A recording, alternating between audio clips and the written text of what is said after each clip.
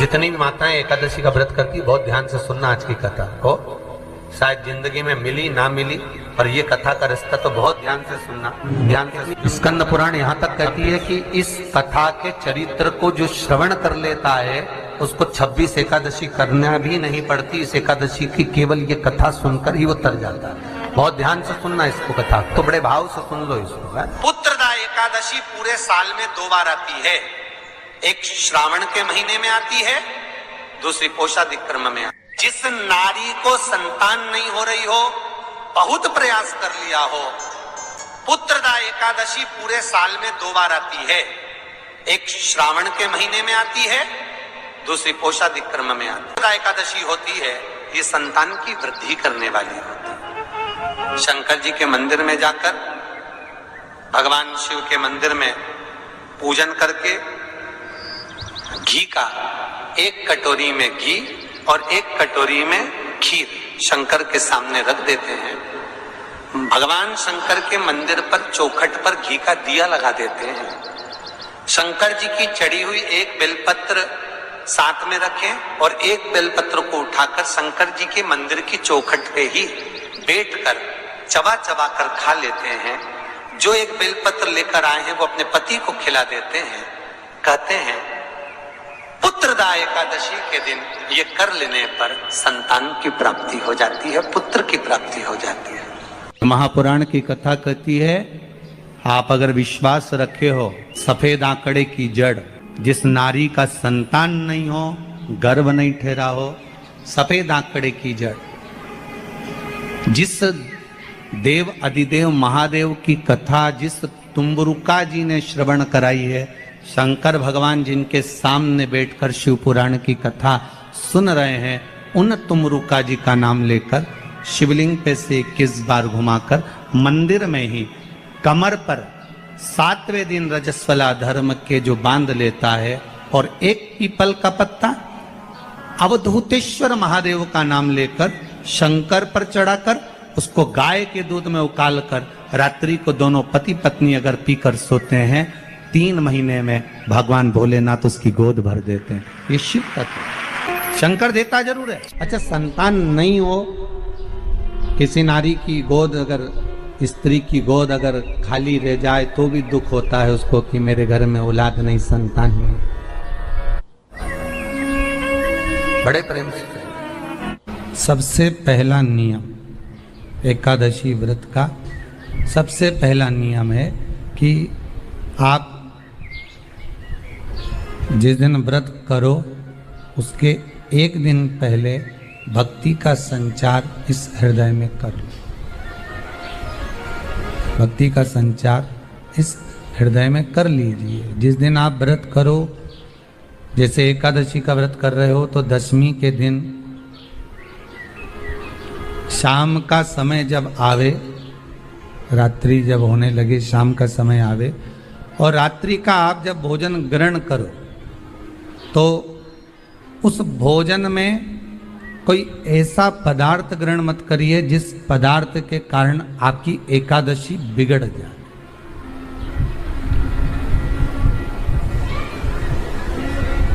कोई बेकार भोजन में ग्रहण नहीं करना, श्रेष्ठ भोजन ग्रहण करिए 10वीं के। और एकादशी का दूसरा नियम बहुत ध्यान से सुनिएगा। जिस दिन आपकी एकादशी का व्रत हो उस दिन प्रयास करिएगा कि अपने हाथ से किसी भी वृक्ष की कोई पत्ती टूटे ना। अपने हाथ से किसी भी वृक्ष की, पौधे की, किसी भी वृक्ष की पत्ती अपने हाथ से ना टूटे। बहुत ध्यान दीजिएगा महाराज। एकादशी का ये दूसरा नियम है कि अपने हाथ से किसी पौधे की, किसी वृक्ष की, किसी डाली की कोई पत्ती टूटे ना, कोई पत्ती ना टूटे, इसका प्रयास करिए।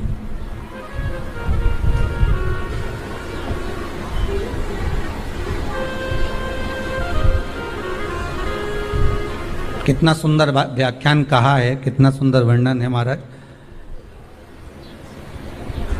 कि मात्र एकादशी का व्रत कर लेने पर, मात्र एकादशी का व्रत कर लेने पर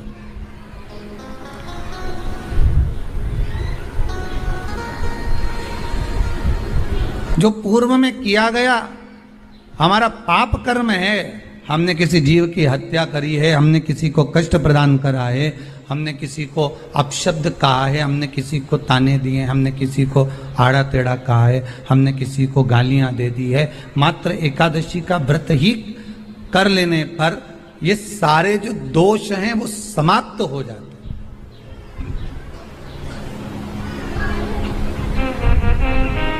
सारे दोष हमारे समाप्ति पर आ जाते हैं।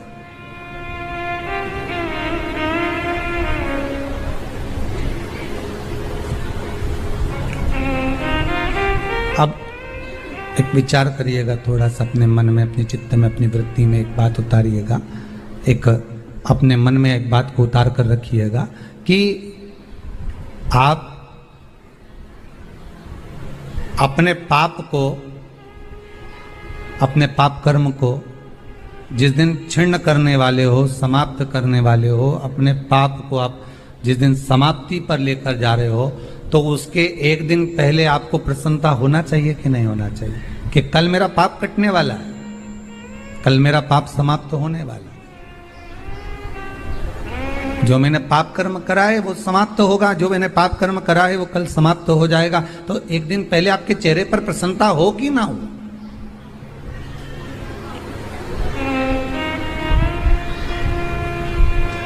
और चेहरे पर वो प्रसन्नता आपके आना चाहिए कि कल मेरा एकादशी का व्रत है, आज दशमी है, कल एकादशी का व्रत है, तो कल मेरी जब एकादशी का व्रत रहेगा तो मेरा ना जाने कितना कितना पाप, कितना असत्य, कितना झूठ, कितना प्रपंच वो समाप्त हो जाएगा। तो इसमें मुझे प्रसन्नता हो, इसमें मुझे आनंदता हो।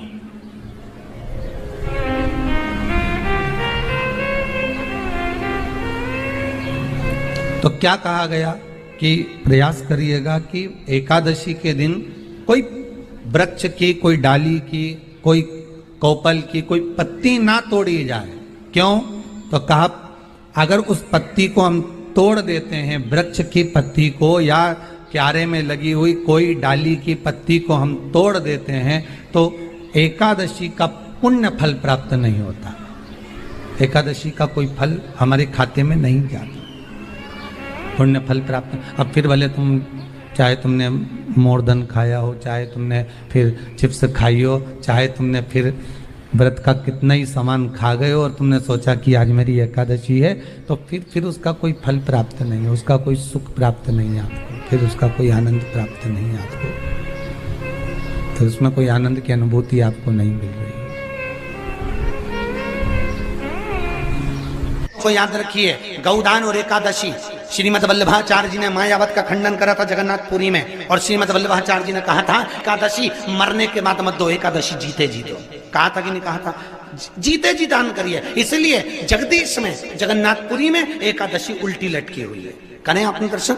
जगदीश में एकादशी को उल्टा लटकाया। क्यों? क्योंकि वल्लभ ने कहा कि एकादशी जीते जी दो। कई पंडितों कहते हैं तुम्हारे दादाजी मर गए, जब 12वें का दिन होता है ना तो पंडित जी संकल्प छुड़ाते हैं, दो एकादशी। बड़े बेटे ने 5 दे दी, छोटी बहू ने 3 दे दी, उसने 2 दे दी, उसने 2 दे दी, तो क्या तुम्हारे दादाजी भिखारी थे जो तुम्हारी एकादशियां लेकर जाएंगे?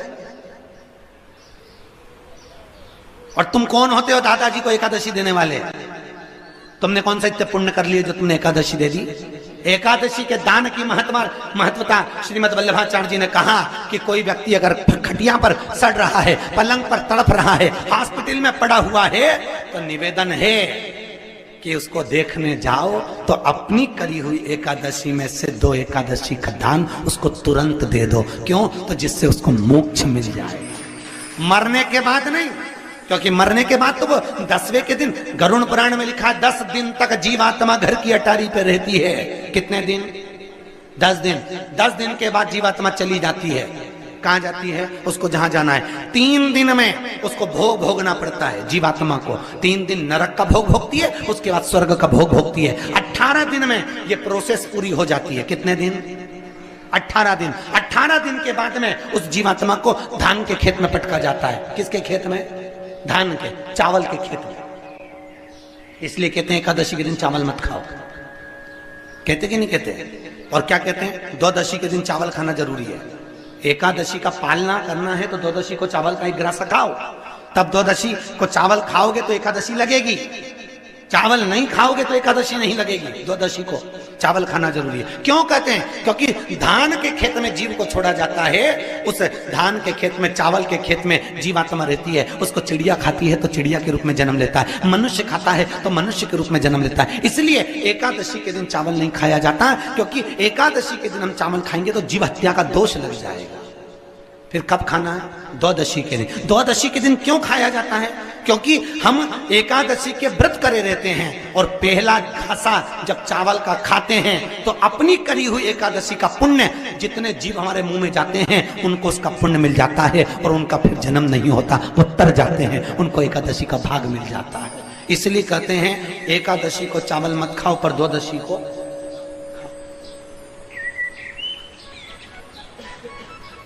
खाइए।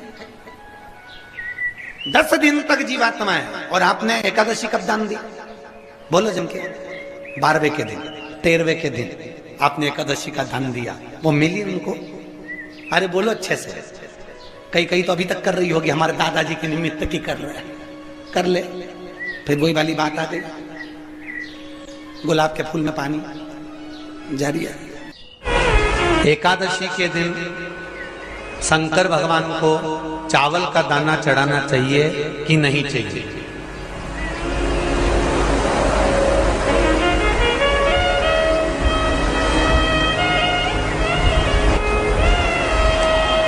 बीमार व्यक्ति से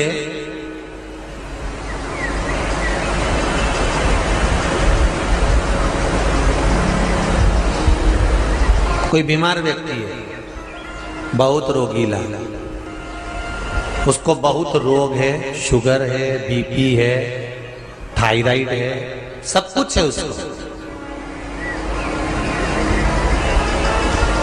और वो रोगीला व्यक्ति जब डॉक्टर के पास जाकर पूछे, डॉक्टर साहब मेरी तबीयत ठीक नहीं रहती है, मैं बहुत कष्ट में रहती हूँ, बहुत तकलीफ है शरीर में,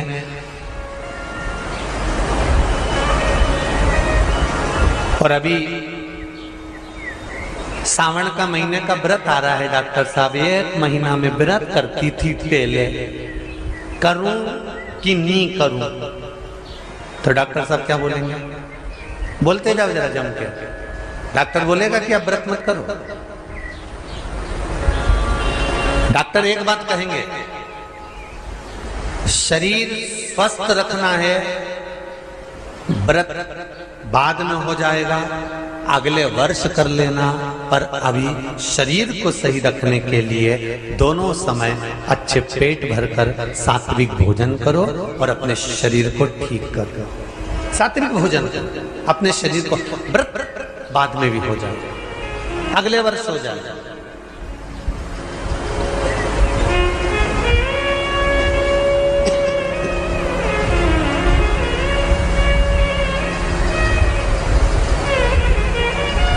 अभी तुम थोड़ा सवेरे 2 बिस्कुट ले लिया करो, सुबह नाश्ता ले लिया करो, भोजन ले लिया करो, फिर दोपहर में कुछ हल्का फुल्का लेकर थोड़ी थोड़ी देर में खाते रहना चाहिए। हो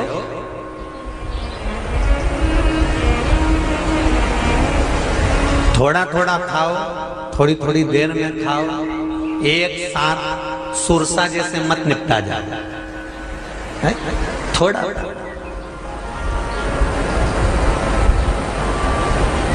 ज्यादा खाओगे और ज्यादा कमाओगे तो दूसरों को कष्ट नहीं होगा, कष्ट खुद को होगा।